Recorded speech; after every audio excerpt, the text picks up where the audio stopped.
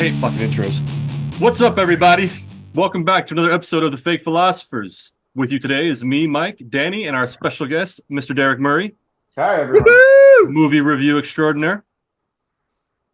All right, so this initially earlier in the week, we were talking about. I brought it up because I was watching a old Arnold classic movie, Arnold Schwarzenegger, and as I was watching, we'll get into what movie I was watching. As I was watching it, I was like, he is missing so many nuances in these lines. If somebody else played it, it would have been so much better. And I was like, what else could we recast? And that's the idea of recasting a bunch of old classic Arnold movies. That was the original idea for this. Then last night happened. Today's Friday. We'll probably post this tomorrow, but the debate happened. And I don't know about you guys. I was actually not planning on watching it because I just didn't need that in my life. And then as I love making myself miserable, so I turned it on, and it worked. I was miserable, and so my quick take on it to a buddy of mine who was not watching it, pretty much what I said was, yeah, it's a shit show. Summed up, Donald Trump, to his credit, was calm, composed, and confident, but he was lying about everything. Okay, that's fair. Biden, who actually was saying had substance to what he was saying, sounded like he didn't know what the fuck he was talking about, even though what he was saying was like true. And so either way you were looking at it, it was awful, it was miserable, and it was painful to watch. That's my quick take. Danny, let's go to you first. I mean, there's nothing really you kind of summed up the whole debate perfectly fine. The problem is Joe Biden, how do I put that, is not a young man. No. He sounds like an 85-year-old man should sound. He looks like an 85-year-old man should look. The problem is an 85-year-old man should not be president of the United States of America. That being said, he did do a speech in North Carolina, I want to say today. I saw that. And holy shit, two sides of a coin, man. He sounded he was loud, he was confident. He did kind of a couple times throughout his speech, but the points he made were strong points. It was literally what every Democrat wanted to see at the debate was this speech in North Carolina. Yeah. Mr. Murray?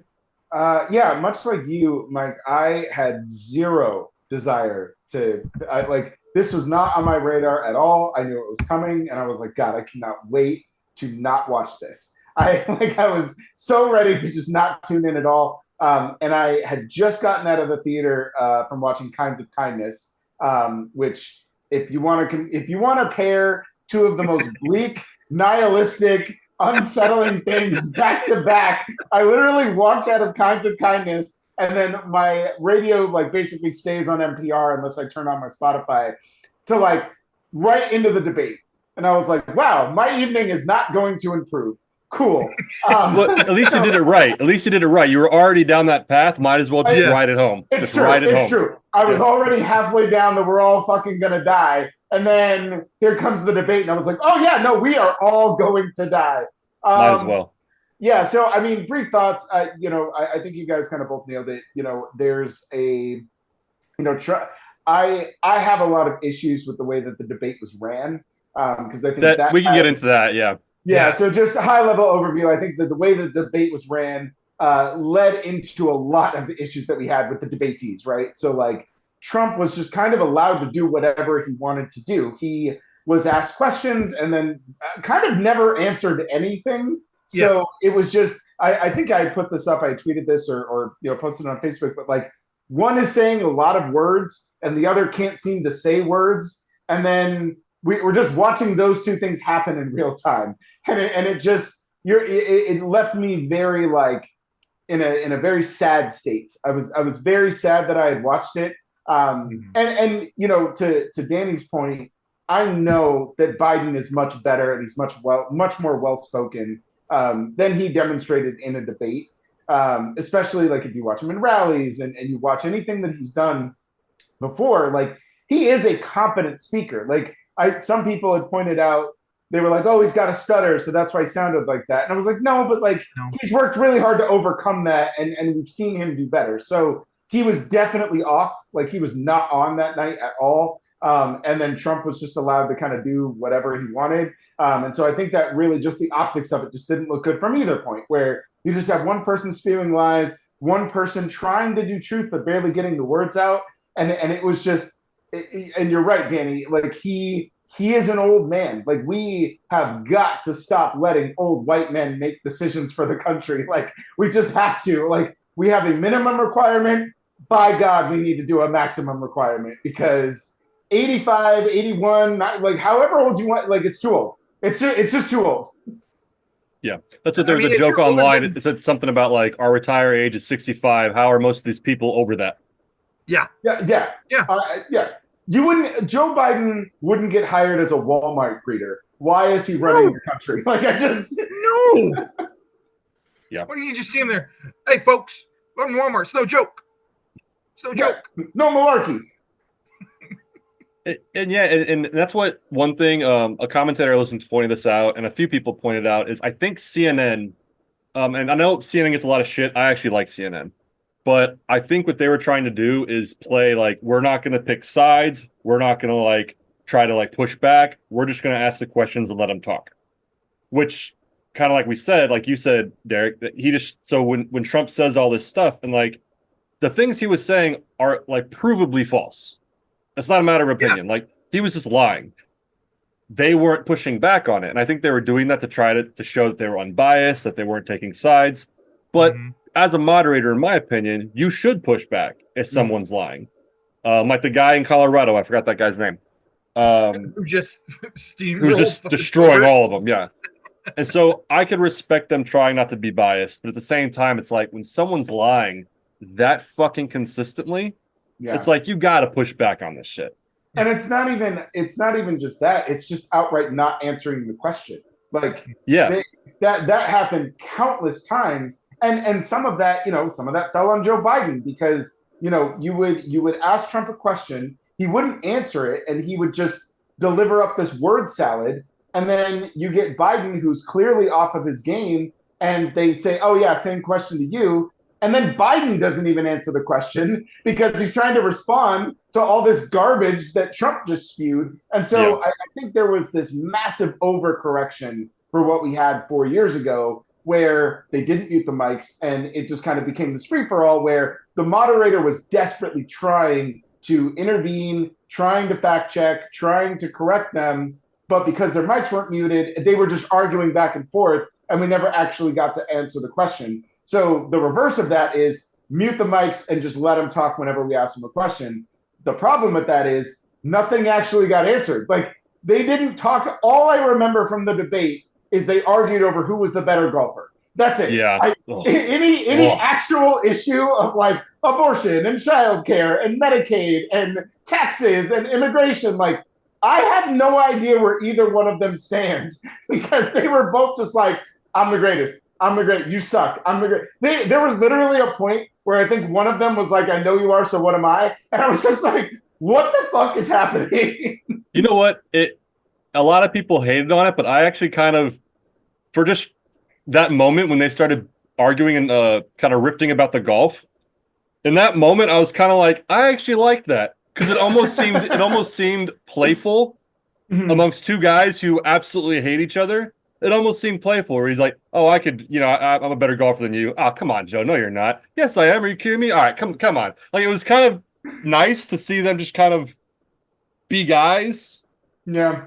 But it is, considering the backdrop of this is a presidential debate, maybe it wasn't called for. It was also on the heels of what are you going to do about childcare and starving children? And they were like, well, I'm a better golfer, so who cares? I do love when he started like tweeting or whatever, truthing about it. He's like, I'm in shape. I want a championship at the golf course. And I was like, it's your fucking golf course. Yeah, I was like, it's your, of course. If I came to you guys, good job handing a trophy to yourself. Yeah, I was like, if I came to you guys right now and I was like, hey, between the two restaurants, We got all the staff members together, and I won the one-on-one tournament in basketball. You'd be like, did you?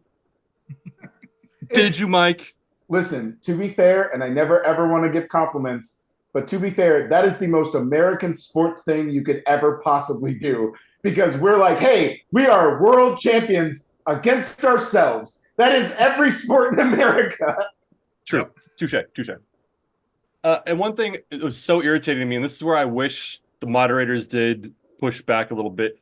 Derrick, you were just mentioning it. Like, so I'm making this up right now. They're like, okay, so where do you stand on healthcare, Trump? And Trump would go, well, first, I want to make a remark on what he just said a minute ago. And then he'll take his 2 minutes talking about the last question. And then so they'd go, okay, Mr. Biden, your turn. And then he would just respond to what Trump said. And it's like, so we're not talking about the healthcare now. You guys are just talking about whatever the fuck you want to talk about. No. We know that Joe Biden beat healthcare. He beat Medicare, yeah.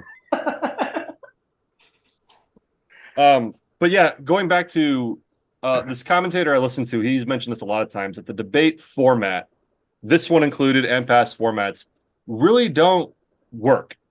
To where you're not really getting good ideas, you're not really seeing where they're about. Because if you're just given 2 minutes to speak without any pushback or challenges, you don't really get any substance out of that.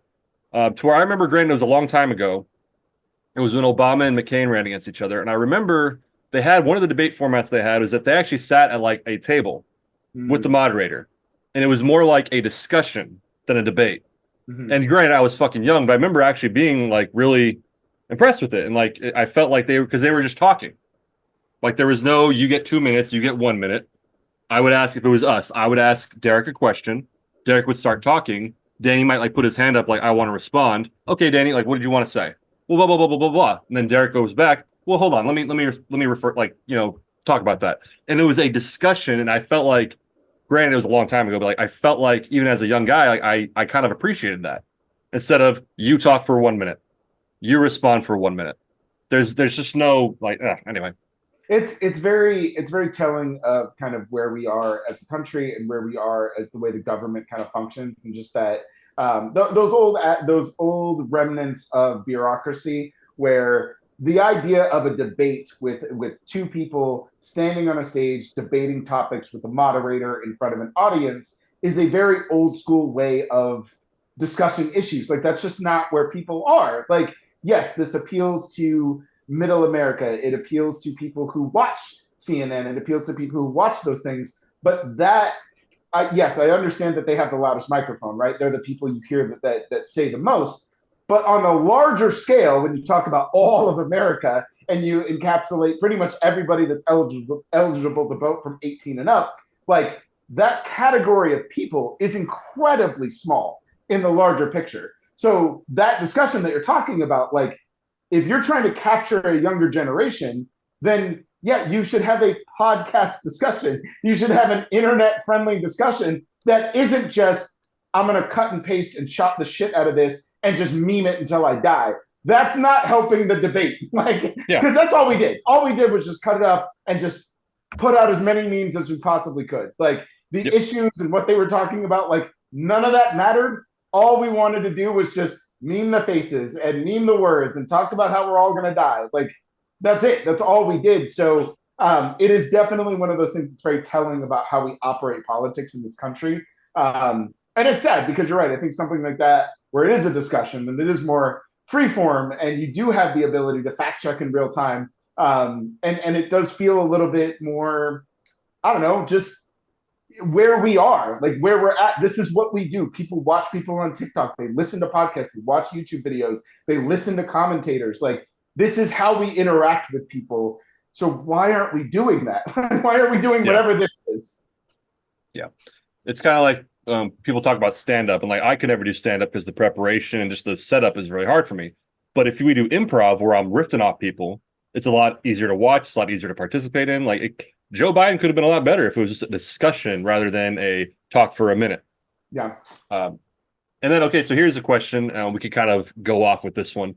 So I watched CNN after the debate. Like they just went into coverage, kind of talked about it. And a lot of them were talking about how the Democrats were kind of freaking out. And the question of convincing Joe Biden to step down came up.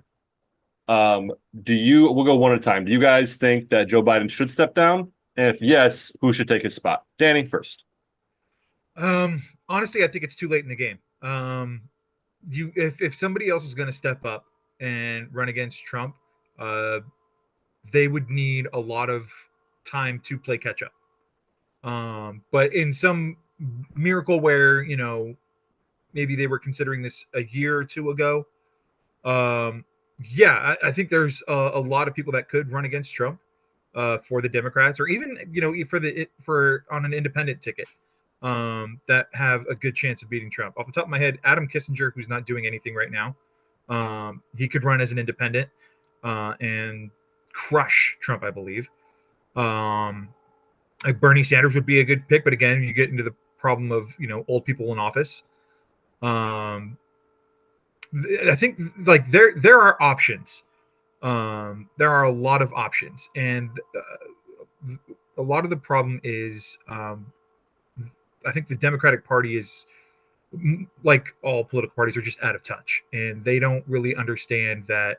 Oh well, we think Biden has the best chance to beat Donald Trump, and he doesn't. Mm-hmm. There are plenty of other younger Democrats who appeal to younger voters that could easily take on Trump. Sure. Derrick, your thoughts?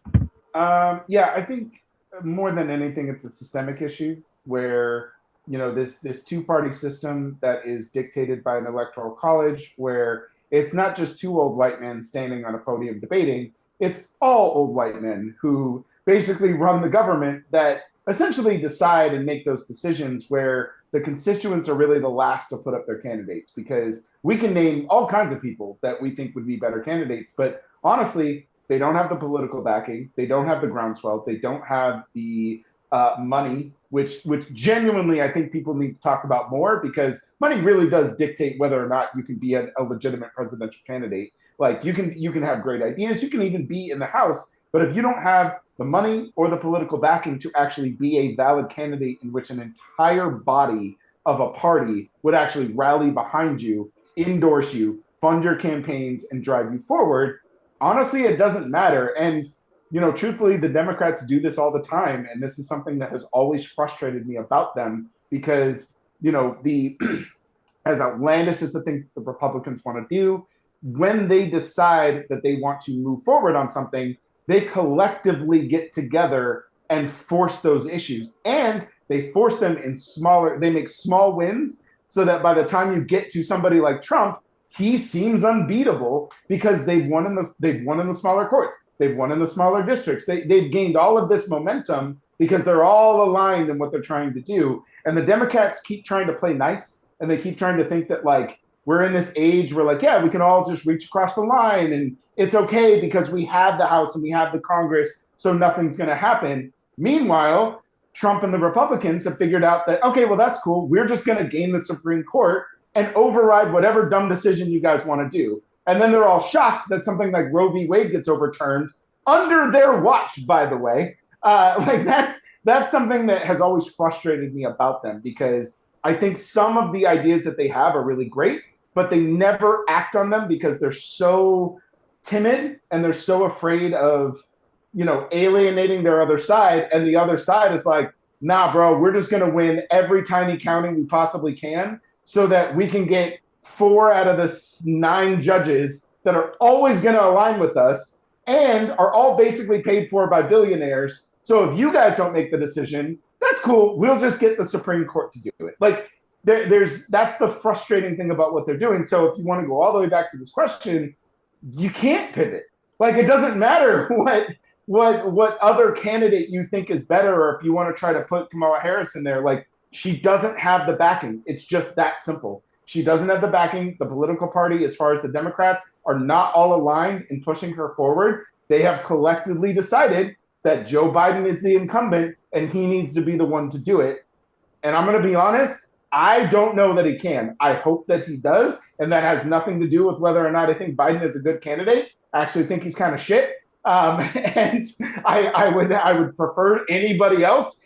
But my only other option is Trump. So I'm going to go with somebody that, yes, they're too old, but also, at least they're somewhat smart, like at Yeah. least, you know what I mean? So it's just a whole frustrating. So yeah, I don't think that they can go with another option because we tried, just like you said, Danny, we tried Bernie Sanders, and all he did was split the vote and make it easier for Trump to get close to winning again. Like that's really all that happened. So I don't know, the things like money and the two-party system and just our whole bureaucracy and the way that the government is run, all of that needs to change. It needs to be like a systemic overhaul before we can really get candidates in there that we think can actually enact change. Yeah. I will say before I answer, I will say I agree with you that because I don't like Biden. But at this point, given everything we know about Trump, the commentator I was talking about before, he made the point that if both of these guys are old, incompetent dudes, who people do you trust around them more? The people Yes. Biden puts around him or the people that Trump put around him? Yes. And so 100%, a rational person, in my opinion, would say, oh, I trust the people Biden puts around him. Yeah. So I'm going that way if he's the candidate. That being said, I talked to a buddy of mine named Will. Danny, you've met Will before he came to the wedding. He lives in Texas, and he leans conservative.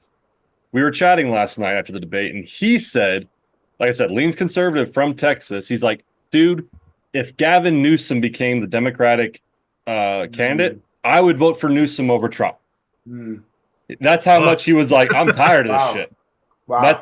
So my answer, I'm kind of on the fence. I get what you guys are saying. Too late in the game. I get it.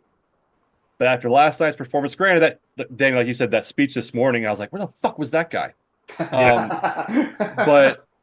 But after that performance and this concern from Democrats, if they could convince Biden to step down peacefully and nicely, and you can't really install someone, I'm not sure if you would do like an emergency primary or some sort of fucking voting thing.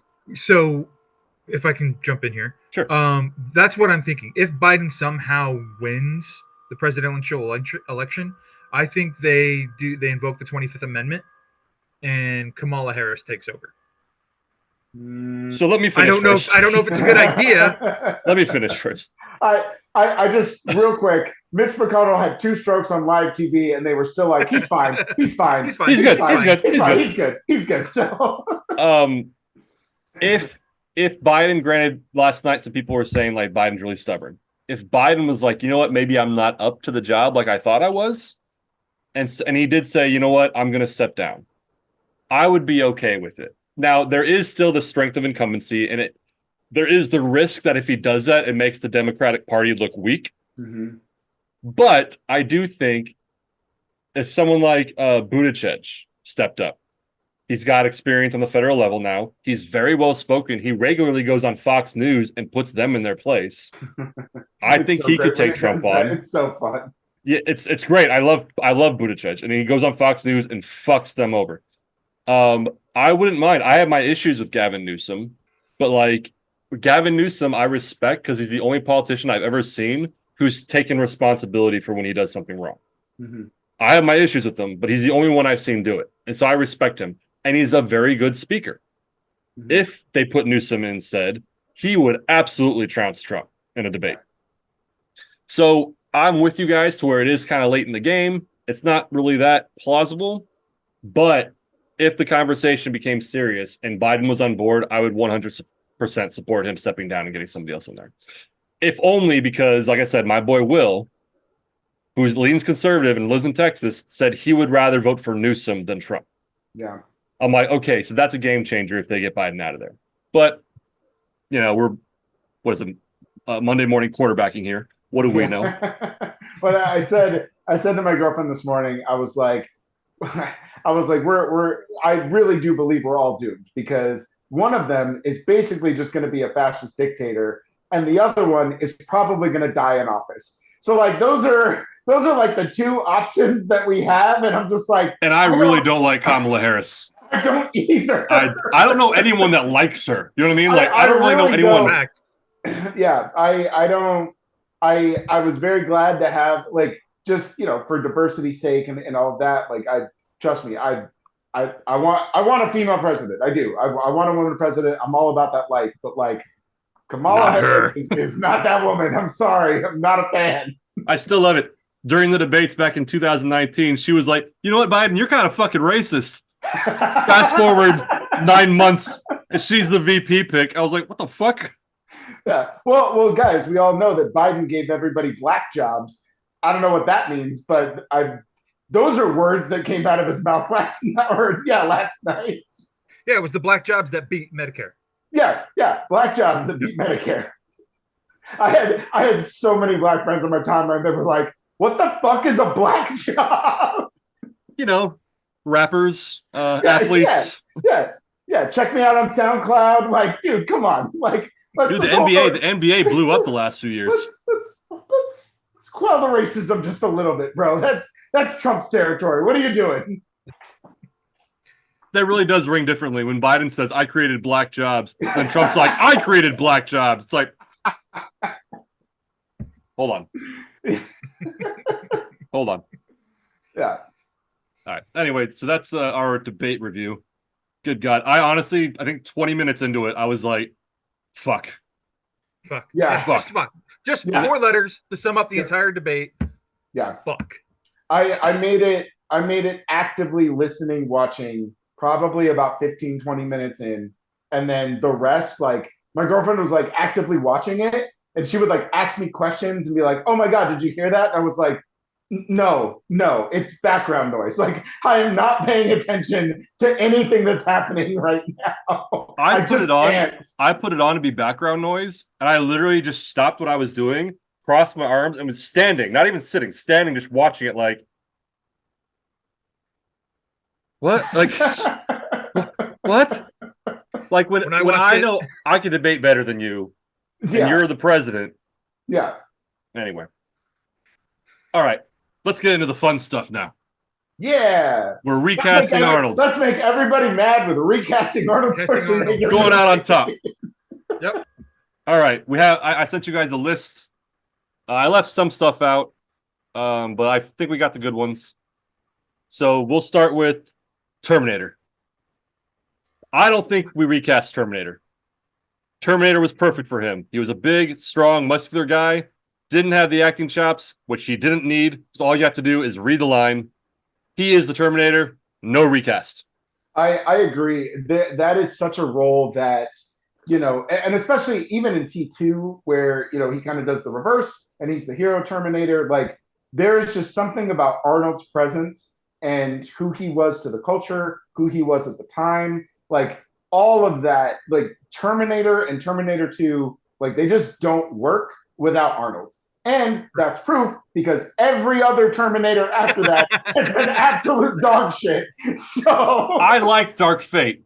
No, I'm not saying it's great. I'm saying I liked it. This was fun. I'm gonna leave. Fuck you guys. That was the worst day. Okay, so Genesis was bad. Genesis was the worst. Genesis was the worst. Genesis was terrible. Genesis. The big issue with that, I don't think it has anything, because Schwarzenegger's been in, I want to say, most of them since. He's been at least cameoed in all of them. Yeah. I don't think he was in. Was he in Genesis? He was in Genesis. He was in Genesis. Yeah, that's right. Yeah, so cameo is different though. Like that, and 2 of them, it's a CGI cameo. It's not even him. Yeah, so Salvation he wasn't. Salvation isn't him. But I would say that a big problem was James Cameron didn't direct them. I mean, that's there's a bar that's raised, but I think there's just magic that's happening in the Terminator. And it's an untouchable for me. Like, you just don't recast anybody from that movie. Like, that one, and even as bratty as Edward Furlong is in T2, like, those 2 movies are you just don't recast them. They are untouchable films in my opinion. Well, and granted, I'm not saying Dark Fate's a perfect movie. I enjoyed it, but it's not perfect. Even Arnold in that movie, where the character kind of evolved, where he's feeling emotions, mind you, he still fit it. Because it is a robot that's feeling emotions. So he does still kind of, with his lack of acting chops, still fits. Like, that role is him. I feel like if you got like an actual real actor in there, they would act too much to where it's not even like the Terminator. You know what I'm saying? Yeah. So Terminator's no recasting. Next one, Predator. Are we recasting Dutch? So, You son of a bitch. Oh, real quick, before we go on, we discussed this off camera.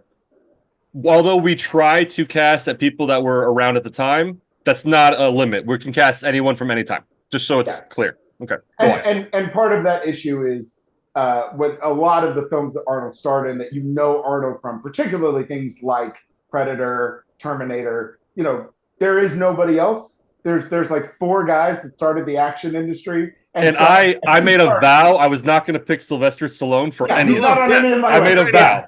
I wasn't picking him at all. It's hard. Yeah. So if you pick from that time, like you're just picking from such a small, like they're literally inventing the genre in real time. Yeah. And so it's just almost impossible. So go back to Predator. Yeah. So to go back to Predator, though, I actually think that I have 2 picks, and they're out there picks, but I was like, fuck it, I'm going bold. Let's stir some controversy, baby. So I would actually like to see, because Predator originally is just all men, just the testosterone fueled, everybody's ripped on roids and they're in the jungle. So I was like, dude, why don't you give me the Ripley treatment? Give me the Sigourney Weaver versus Predator. Like, give me that type. So I had 3, and then you could switch them out. It doesn't matter who they are, or you could put them all across the board. Like, 1 can be Arnold, and then 2 can be their friends. So 1, Sigourney Weaver. Just fuck it. Let her do Predator. She already fought an alien. Like, let her do the other side. She'd be great.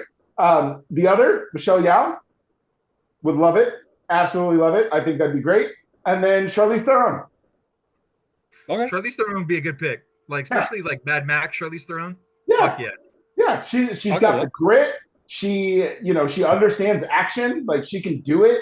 I think you have a little bit more of like flexibility and some nimble action sequences that you can do with any of them, where it doesn't just have to all be muscle bound firing guns, but all of them can fire guns, and all of them have proven that they can survive. And I'd watch the hell out of that, to be honest. I really would. I like that. Danny, who you got? You recasting, or you leaving it? I'm gonna recast, just because the way I did this was because Predator has a bunch of iconic lines. Yeah.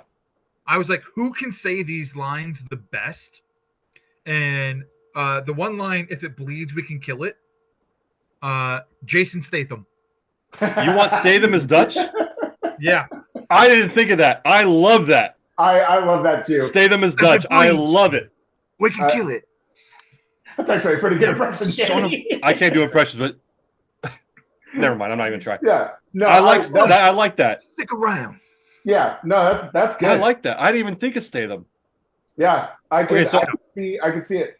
I went the opposite of Derrick, to where in my head I just thought of the son of a bitch and the handshake, and I was like, we need that arm. So I thought I have 2 picks. I have either The Rock, Dwayne Johnson, yeah, or Chris Evans with his Captain America body. Okay. So I thought Chris Evans might be good too. I have so many doubts about Chris Evans outside of Captain America. That's fair. Because everything I've seen him in since has just been unwatchable. And I don't know if that's just him or if it's just the projects he's decided to pick. But the jury's pretty out on whether or not I think he's a good actor or not. Then you focus on The Rock. So I have The Rock for something else. Okay, perfect. I didn't double dip. So I picked The Rock has to go in there somewhere. I didn't double dip either. But The Rock and Predator, that was my first choice, but I was like, no, let me save him for something else I think he can do better. All right, so Running Man. I'll go first. The Running Man, even though it was a Stephen King book, right? Mm-hmm. Yes. So a Stephen King book with Arnold cast in it seems a little odd, but the way the movie was made was very over the top. Testosterone. You had what's his name, you had wrestlers in there. So it was like, okay, this movie's not being taken too seriously. So on one hand, I'm not recasting, but if I was going to recast, I got Anthony Mackie. Okay. Because he could run. And he's bulked enough to where he could fight those guys. Well, that's the thing too. You don't need some big muscly guy to play that role. It's not a Terminator like role. Yeah, but so I imagined Anthony Mackie from what was it, Pain and Gain, where he was Oh kind yeah, of yoked, or he yeah, wasn't like crazy yoked, but he was yoked enough to where you knew he could fight. And I yeah. was like, but he could move around. And it's one of those things too, where like Arnold plays a genius. You're kind of like, whereas Anthony Mackie can pull that off, and he has the Sure, chops. So sure. that was mine. Either don't recast it, or I got Anthony Mackie. Who's next? Danny, you go. I was gonna say it's funny you mentioned Pain again because I was gonna say Mark Wahlberg. I thought Mark Wahlberg too. Actually, I had Wahlberg around there, but I didn't. I left him off. Yeah. Yeah. Okay, I can go with Mark. Mark Who you got, Derek? We said it in Boston, and then you see him run. He's there. Boston Marathon running. Yeah. No, Mark Wahlberg's a good pick. I actually just went for a joke recast on this one because if you're going to say the Running Man, the first thing that comes to mind is Tom Cruise. There's no better pairing. You know what? I'm with it. Yes. It's a match made in heaven. You gotta the Running Man, Tom Cruise. Like I'm okay with it. I bought my ticket already. Let's go. Like that might fit for the time period too. He does all of his own stunts. Let's go. Just 90 minutes of Tom Cruise running down. Let's go. Yeah, I'm cool with that. All right, next up, we got twins. Ooh. Derek, you go first. So for this one, you need to cast both of them. Yeah, I struggled a lot with this one, and I actually came to the conclusion that I'm not going to recast it.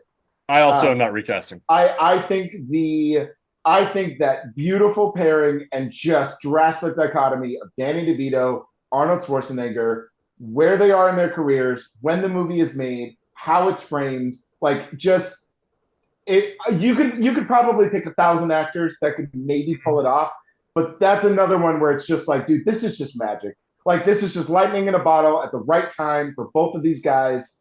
I couldn't touch it. I had to just leave it. I'm not going to say anything else because you just hit all of it. I wasn't recasting either. Same. I did like the idea of the remake with Jason Momoa and what's his name? It was just an idea that someone had, like Jason Momoa, and then the name's Tyrion, Danny. Oh, yeah. It was just an idea of remaking it with those two. And I was like, okay, but you can't take away, Derek, you already said it, you can't take away the magic of Arnold, even with his lack of acting chops, and Danny DeVito, who's like witty as fuck. Like it was perfect. You can't. And it just that movie Twins plays so much into both of their strengths, right? Yeah. Like it lets Danny DeVito just go off. Like just every piece of charisma that Danny DeVito has, like he is unrestricted in Twins, but also it plays into the kind of mindless, emotionless, fish out of water type of character that Arnold Schwarzenegger thrives at. And they let him cook in that way. And those two, like, you just don't find a better pairing. Like you can't recast that. To me, it's so good. And who are you going to recast that's bigger than Arnold anyway? Just physically, like you can't. What's his name? Atchison from Reacher. What's his name? I guess. Alan guess. Alan Richardson. Yeah. Here's the problem too, though, because that role requires almost a lack of charisma. Because you have to divert all that charisma to Danny DeVito and let him just take it over. And a lot of these muscle-bound guys. So if you think of people like Alan Richardson, you think of The Rock, you think of even Henry Cavill. All of these guys, they're just too charismatic, and they have a screen presence where like you see them and they just ooze charm just immediately. The minute you see them, you're like, that guy's charming as shit. And you can't have that in Twins. Like. When you have DeVito, he's got to be a dullard. Everything has to divert to DeVito to just chew through scenery while this other guy just kind of wanders through life as they reconnect. Like that's the beauty of Twins. So I think those guys are a little too charming. I was gonna say if you're gonna like choose somebody like Henry Cavill who has that just instant charm, that English charm that he has, you have to get somebody who's so loud that it kind of cancels that charm out. So if I absolutely had to, gun to my head, I would do Henry Cavill and Kevin Hart. You'd It would work. I think twins would probably work best if you did The Rock and Kevin Hart because they have You would have to. they would have have such a kinship. Like You would have to. or here's what you could do if you're going to do Henry Cavill, then what you do is you reverse the roles and you make the you make the gigantic buff charming guy have all of the wit, all of the charisma, all of those things that they charm, and then you have somebody like I can't even think of someone, but you have someone who's a little bit more reserved, a little bit more quiet, Just sad short guy. the sad short guy, and you just reverse the roles. Like that's the only way that it could work with any of our muscle bound guys that we have operating in action right now. Yeah, that's fair. All right, so next up, Total Recall. So I put this on the list without remembering they already remade it. Yeah. So because I'm going to say Colin Farrell.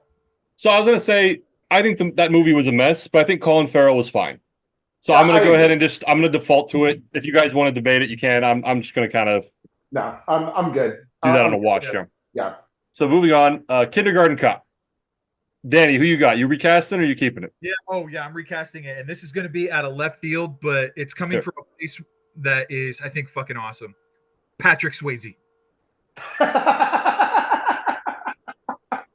Okay.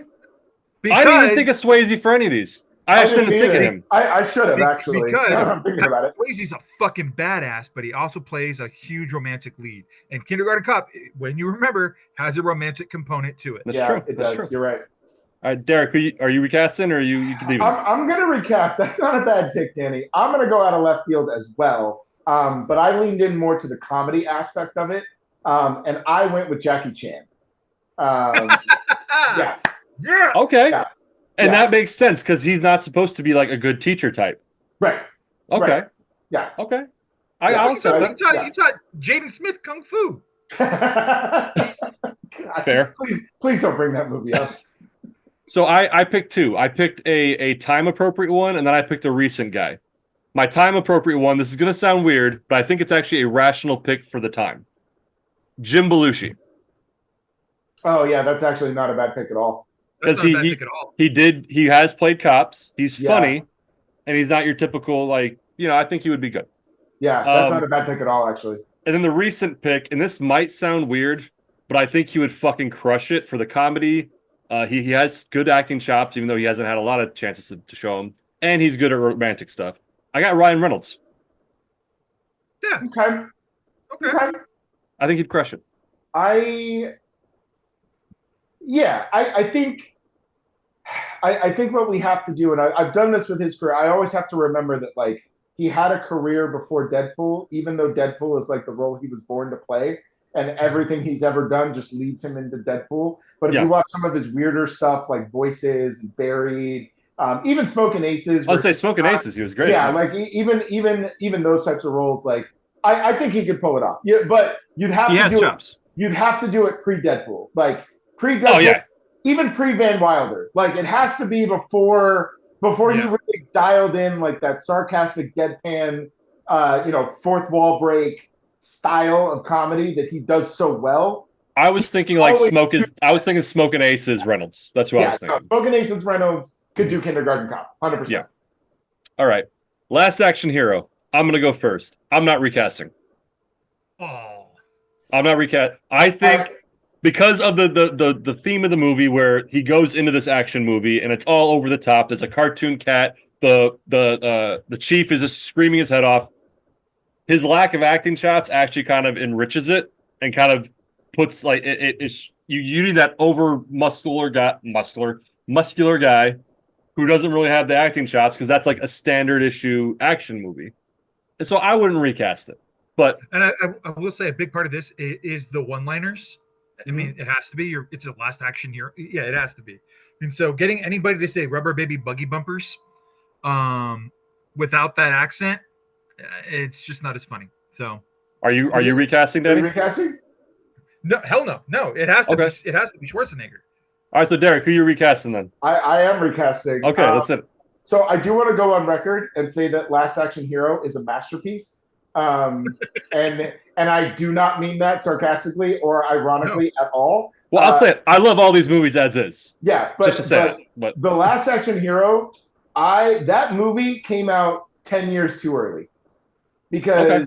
we did not embrace meta filmmaking until about 10 years after The Last Action Hero with things like The Matrix, with like all of these movies that kind of start to break the idea of film and that separation of audience and film. That didn't start taking place until right around the mid 90s. And this movie just misses the mark. It comes just shy of when we were ready for it. If that shit dropped in 2002, people would never stop talking about Last Action Hero. And I mean that sincerely. All that to say, the perfect recast is The Rock. This is where I put The Rock. Yeah. This is where I can see that. I can see that. The Rock is funny. He's charming, but he's also the same action hero in every goddamn movie that he's ever played. And even without the accent, he's the only guy that is muscular and can match Arnold Schwarzenegger, punch for punch. And you can get him to say rubber baby bumper bumper. Like, you can get him to say that with a deadpan serious face and drop those one-liners and still make it make sense. I think I'll go with that. Thrive in Last Action Hero.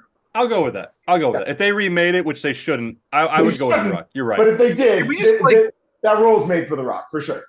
Can we take a minute to just acknowledge the cast of Last Action Hero and how so many people went under the radar in this fucking wild movie? Everybody's in this movie. It's crazy. Everybody. I think DeVito plays the cat, right? Yeah, DeVito plays the cat. Yeah. Bridget Wilson, fucking Ian McKellen as Death. Yeah, dude. Yeah. Tyrion's dad. Yeah, I'm telling you guys, Last Action Hero is a fucking masterpiece. I love Last Action Hero. It is so good, and it is so criminally underrated. I'm telling you, it came out in 92. If it had come out in 2022 or in 2002, people would never stop talking about Last Action Hero. That's fair. I like The Rock. You're right. I like The Rock. 10 years too early. That's its only fault. All right, we got True Lies next. And so this is where I'll say True Lies was the movie I was watching a few days ago. Oh, okay. And True Lies is one of my, it kind of slides under the radar, but it is one of my favorite movies to watch. Yeah, it has action. It's funny as fuck. If you're so funny. But so watching it again, even with Arnold, it works. But there are so many lines that Arnold has that are so when you hear the words are supposed to be witty, sarcastic, and he just kind of misses them.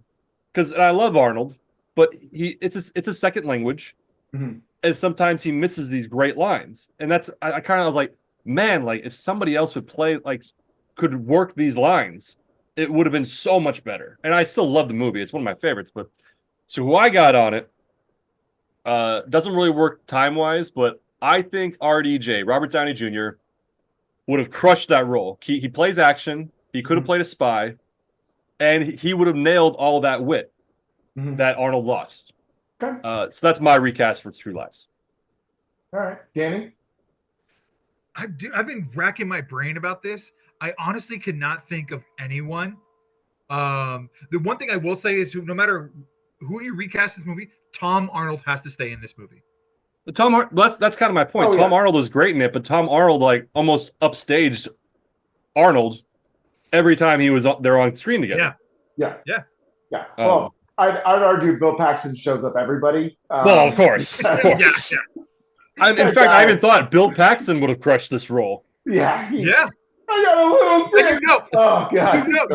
He auditioned for this role as well. He auditioned for that character. But they're picking Arnold, of course. Well, yeah, no, I do think it's got and obviously Mr. and Mrs. Smith borrowed from this, right? Where it's two of the hottest people you've ever seen pretending to be normal, and True Lies has that baked into it, where it's there's no way anybody looks at these two. I don't care what cardigan you put on them, what glasses you put on Jamie Lee Curtis.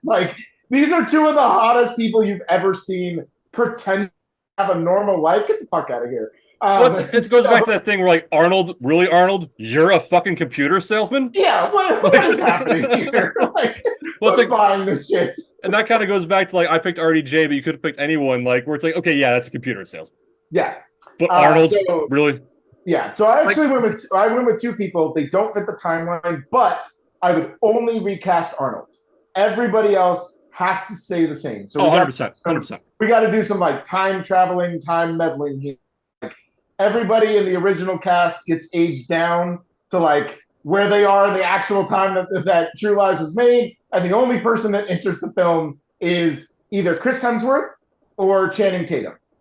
Either one of those two, Okay. I think, would be great role. I'm not a huge fan of Tatum, but I could see that. Tatum has grown on me, and I do think that in the things that I've seen him, I think he could play the kind of like sort of dumb, not really that good at his job, but like would abuse the resources to see if his wife is cheating on him. Like he can, you know what I mean? Like he has that ability to do that, and you would do it. He'd do it believably, but so would Chris Hemsworth. Like I think Hemsworth would be good. Chris Hemsworth would be a really. I think he's probably my number one. But if I had a number two, it would be somebody like Channing Tatum. Okay. Danny, did you? I didn't. The only thing I could really like kind of come close would be probably like Chris Pine. Okay. Oh yeah. Okay. Yeah, Chris Pine and can do it. So that's solely based on Spy versus Spy or whatever it was. Or he does a lot of spy stuff though. He does a lot of spy stuff, and he does it pretty well. Yeah. Yeah. Okay. But yeah, so that was the one that actually inspired this, was because just all those lines. But anyway, next one up, Eraser. This is one of those movies I saw as a kid, and it's really not that good of a movie. But since I saw it as a kid, I saw it as a kid, and I was like, "Oh, this is awesome!" And so now I still like it, even though it's not great. Yeah. What are you guys, recasting or are you leaving it? I have a recast. Hit me. I actually went with Will Smith. Okay. Yeah, that's good. This is a role. Eraser is such a B action movie. It's a generic action movie. It's so generic. Like you've seen this movie 1,000 times, and it really doesn't stand out. I'm the same way as you, Mike. I saw it when I was a kid, and I was like, "This is the coolest thing I've ever seen in my life." And then I watched it as an adult, and I was like, "This is a bad movie. These alligators don't hold up." This is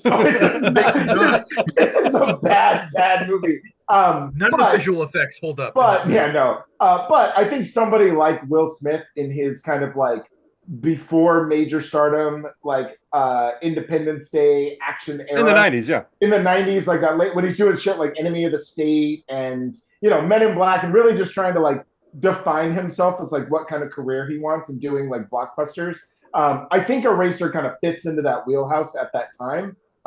And I think he'd do really well. I think he'd do well in this movie. Okay. It still wouldn't be good, but I think it's still Eraser. It's still Eraser. But I think he'd bring some charisma and some charm and like kind of some humor that is lacking in such a movie that takes itself way too seriously when it absolutely shouldn't. The EM gun is still my favorite. Danny, who are you recasting? I love the EM gun. Love the How EM does it gun. work? EM gun is so We good. don't know. We have no fucking What's the idea science behind this? Just shut up. No. What's the how about you get right off my back about that? Needs to get all the way off my back about that. For Eraser, this is the one I said I'd like to see Evans do. Chris Evans, okay. Okay. Yeah. I can see that. Yeah. It's right there with like The Gray Man and Ghosted, where like you wish you never saw it, but it has Chris Evans, so you watched it anyway. Yeah. For the sex appeal. For the sex appeal. Yeah. This is kind of based on the period as well. I got John Travolta. 90s John Travolta. Yeah, 90s John Travolta. That's perfect. That's a great. You're thinking Face Off, Broken Arrow. It's kind of down that same path. Yeah, that's a great pick. Yeah. All right, so next one, Danny's favorite movie, Jingle All the Way. Jingle All the Way. I have an off the wall pick, so I'm gonna let you guys go first. Derrick, you go first. I didn't recast this one. You didn't recast. Okay. No, I genuinely love Jingle All the Way. I do too. I love this movie, and I think Sinbad versus Arnold is just. It's it's got that twins quality where like you probably could recast them, but you got to recast both of them. And I was like, I'm not doing that. I'm leaving it. It was an untouchable for me. Danny. For this one, I went with, and this is weird. I don't know why, but it's it's a comedy, and it's a comedy I think this person could do well. Owen Wilson. What? Because he's just a dad, dude. There's nothing that Arnold. Owen Wilson? Yes, Owen Wilson. You'd have to change a lot of shit in this movie now. Wow. Not a whole lot. Wow. You're really going to steal the toy. Wow. Wow. A Turbo Man. No. I veto. No, I'm not down. I beat him. I'm sorry. Nope, I'm not doing sorry. it. I guess it's Turbo time. All he wants is I'm a imagining him toy. in the suit now. I'm imagining him in the suit. Just Yeah. Wow, where's the button? okay, let's not talk about that. So mine was either no recast because even though Arnold's doesn't have the acting chops for it, it worked. My recast though, Nicolas Cage. It's Turbo time. It's like he's over the top. He's done action, Shit. and I just thought I was like, I think he would fit this. That is, it's not Jingle All the Way. That's a different movie altogether. With Nick Cage. But I'm kind of down for some reason. It would be interesting. I'm always down for more Nick Cage. I can never have enough Nick Cage, so it's fine. I will one day go through his entire filmography, which is extensive. Holy shit! But I will someday go through everything. I think I'm about 40% right now. So right. All right. Next one, Batman and Robin. Nick Cage. No. As much as Arnold had no business being in this movie, I'm not recasting. Because you just love the lines. Because he is awful in this movie. He should not be in this movie. But the memes, the jokes, everything that came from him being so awful in this movie was so awesome. I just don't know who to recast. Nobody should have been in this movie, Mike. Yeah, this movie was a mess up and down. I know. Yeah. But and there's probably a lot of rational options that you could pick to make that role better. But I just think in a movie like that, that's so over the top, so obnoxious, such a mess from start to finish, I'm leaving him in there. Okay. I'm leaving him in there. So I actually did recast. Okay. And I wasn't going to. So I thought, I don't want to subject anybody to having to be in Batman and Robin. I just feel like that's really cruel to someone's career. But I started thinking about it, and funny enough, I'm actually going to go back to Smokin' Ace's version of this actor. And I actually think that Joel Edgerton could do this role. Oh. Now, it has to be Smokin' Ace's version of Joel Edgerton before he actually became a legitimate movie star and he actually started demonstrating that he can act. But his role as what's his name? Why can't I remember it? He's the Russian dude. He's the Russian dude. I've seen that movie so many times. I should know who he is. But that role is you can just transpose that and just give him all the same lines that Arnold Schwarzenegger does in that same accent, and it would actually probably still work really well. And I feel like he was young enough in his career where he would willingly sign up for Batman and Robin, not realizing that it would probably ruin his career. And he wanted the publicity. Yeah, he wanted the screen time. Yeah, so that's who I went with. Bold choice, but I think he could probably pull it off. Okay. Dan? Not now, but then. Yeah. No, yeah. I said Bronson Tom Hardy. Okay. The specifics. The specifics we're doing here. The problem with that, Danny, is in order to laugh at puns, you have to actually know the words that he's saying, and yeah, it gets a little mush mouth. It's a little tough. No, he would still be doing the Bane accent as Mr. Freeze. Yeah. Oh, let's kick some ice. What killed the dinosaurs? Okay, all right. Now, dear internet, please, somebody just do all the Batman and Robin lines. Just dub over it. And just dub over it with a Bane voice, because now that's the movie I want to watch. I'm actually down. I'm down. 100%. You won me over, Danny. Yeah. All right, next up, End of Days. Oh, yeah, I nailed this one. All right, then you go last. You go last. Yeah. And this was it was kind of period two, like the time frame. I put Mel Gibson. That's a good pick. Alcoholic. Mel Gibson has the acting chops. Granted, he went nuts, but he has the acting chops. The role I actually really liked End of Days because like just that kind of genre intrigues me. But he has the acting chops. He can go dark. Playing an alcoholic, he is an alcoholic. I think he would be really good in that role. So there you go, Danny.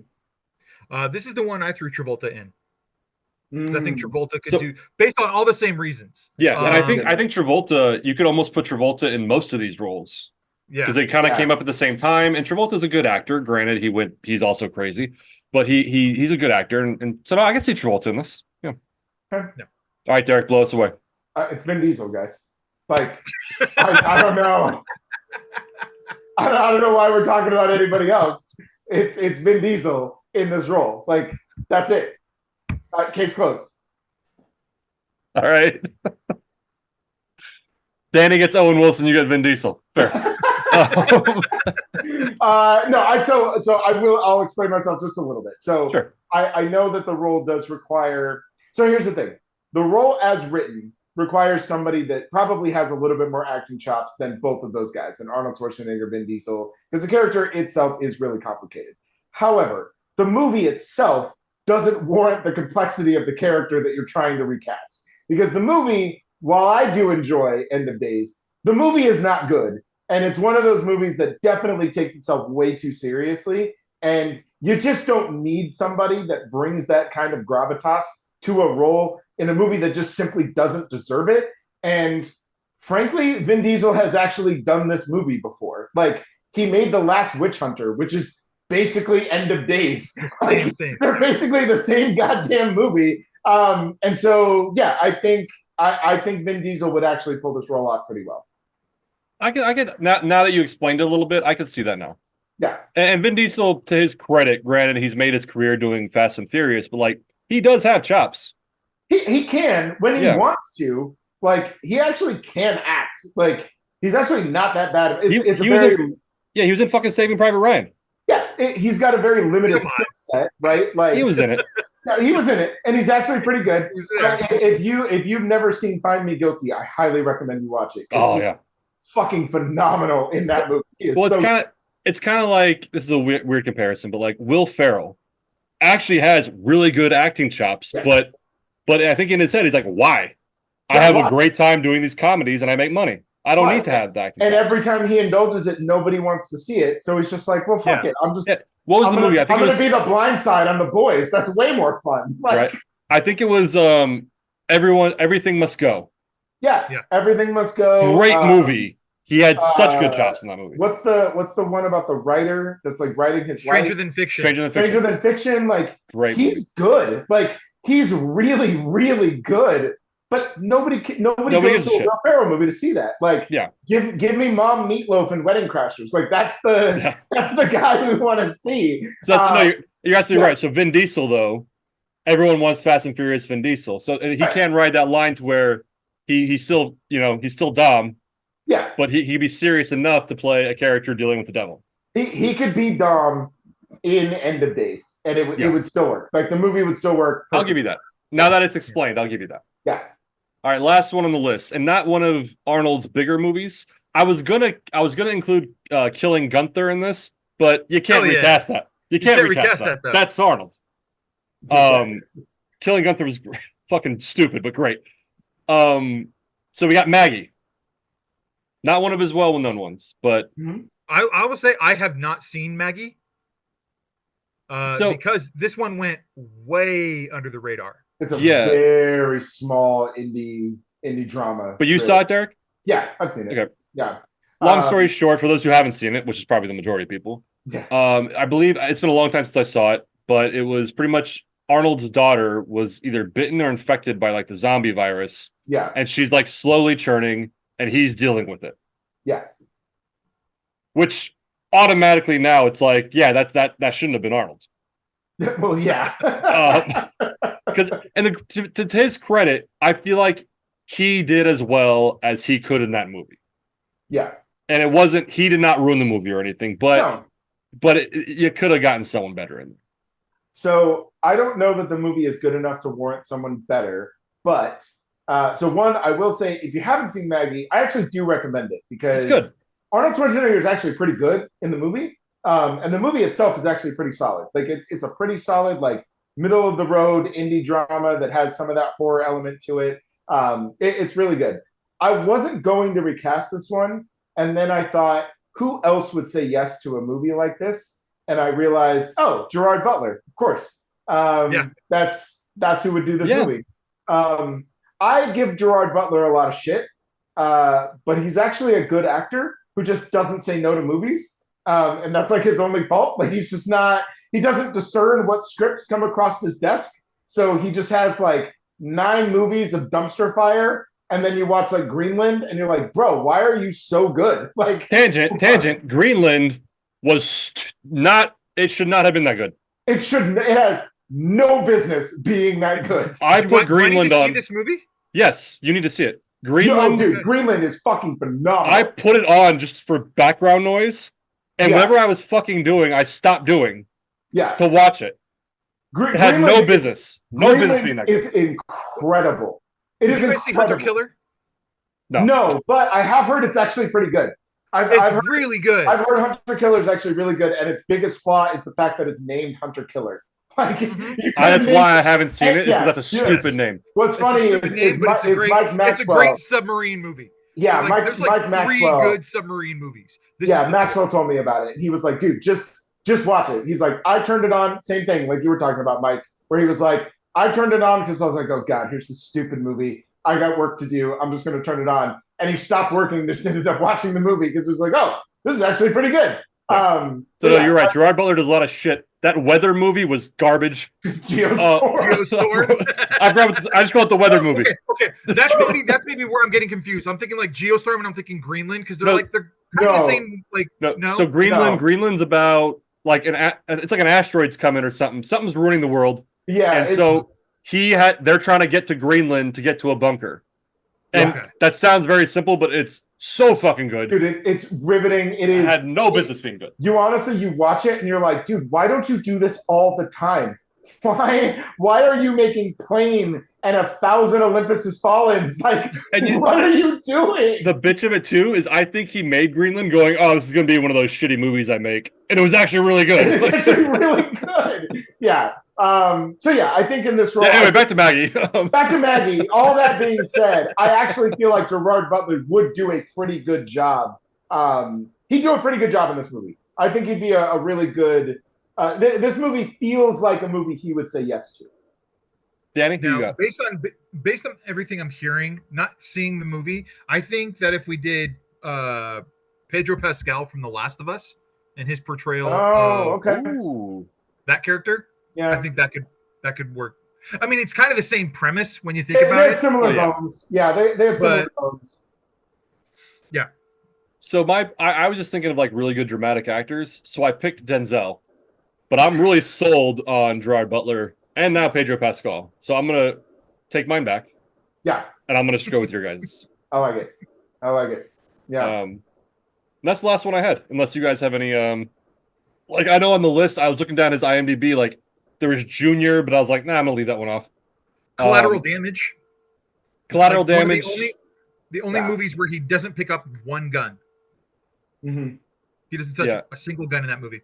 Yeah, his IMDb is just absolutely insane. Like you're better off just picking, hot takes and highlights than you are trying to go through the whole thing.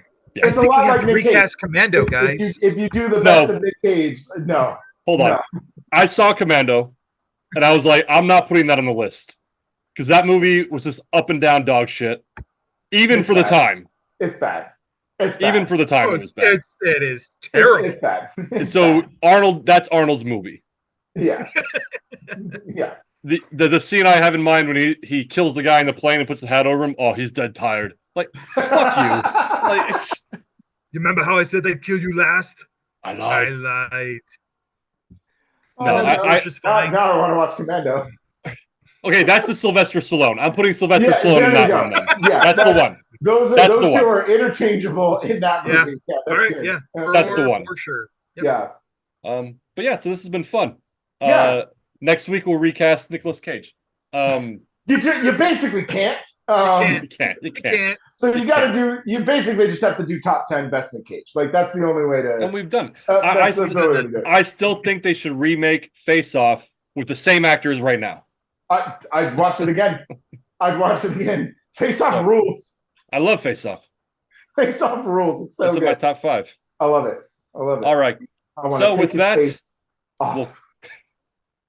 no more drugs for this man. For that man. Oh, it's one of my favorite lines of all time. Love it. All right. Well, with that, Derrick, you have things going on. What is your websites, your socials for the our 10 viewers? Yeah, I love it. So the 10 of you, you can follow me at DRock Comedy.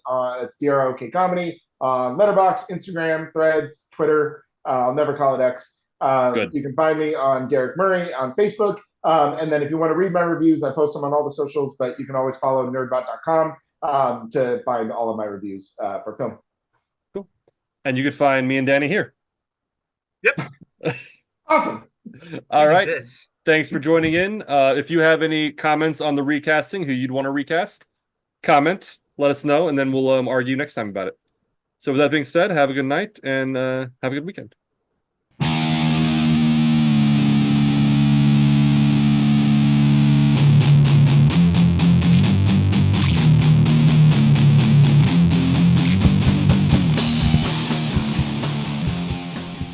Recording stopped. Stop recording. There we go.